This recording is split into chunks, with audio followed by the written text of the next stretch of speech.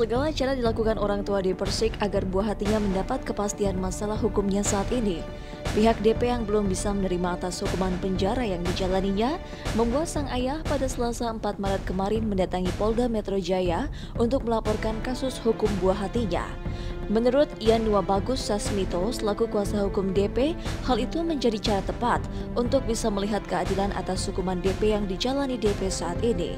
Langkah ayah DP ke Komisi Yudisial untuk menghadirkan PK atau peninjauan kembali atas hukuman penjara yang dijalani Dewi Persik.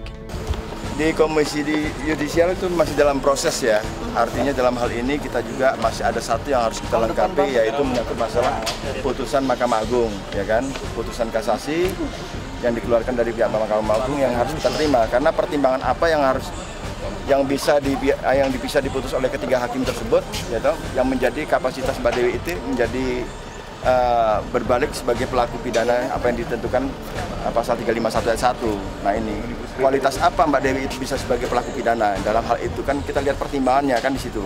Jadi putusan itu adalah lampiran kurang satu yang akan untuk melengkapi di Komisi Yudisial nanti. Nah sekarang tadi saya barusan kita ngecek ke Mahkamah Agung, dan di Mahkamah Agung sudah mencapai tahap proses ya, nanti akan dikirim ke Pengadilan Negeri Jakarta Timur.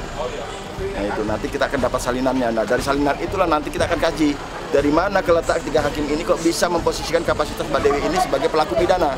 Nah itu, sedangkan pelaku yang sebelumnya sudah dilakukan, sudah dilakukan diputus di 3 bulan tahanan kan, seperti itu kan. Sudah terjadi terpidana kan, harus seperti itu. Ya, otomatis ada pelaku, ada korban kan begitu. Nah ini udah jelas dari hasil seperti itu, kita lihat dari hasil putusannya seperti apa. Nah makanya kita mengadu kepada Komisi Yudisial. Kalau untuk menyangkut masalah upaya hukum luar biasa sesuai apa yang diatur dalam pasal 263 ayat 1 KUHP, itu terpidana berhak mempunyai untuk berkewajiban melakukan upaya hukum peninjauan kembali. Nah itu, tapi di sini kita mengadu dulu kepada Komisi Yudisial. Nah untuk melengkapi itu adalah kita menunggu putusan dari yang dikeluarkan dari pihak Mahkamah Agung.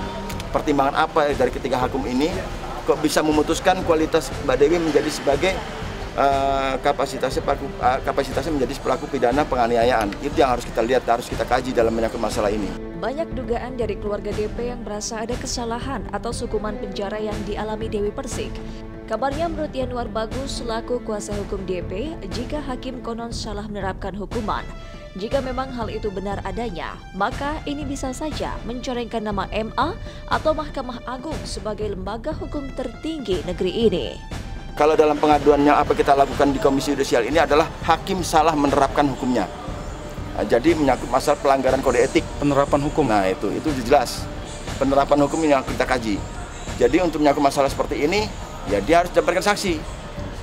Kalau perlu memang kalau ada kesalahan fatal yang diakibatkan seperti ini kan merusak citra lembaga tertinggi, ya kan, yaitu Mahkamah Agung Republik Indonesia. Kalau ada seperti ini ya, Komisi Yudisial tanpa pandang bulu kita minta untuk menuntut keadilannya harus disikapi atas putusan tersebut, gitu loh. Jadi hanya tinggal menunggu hasil putusan Mahkamah Agung.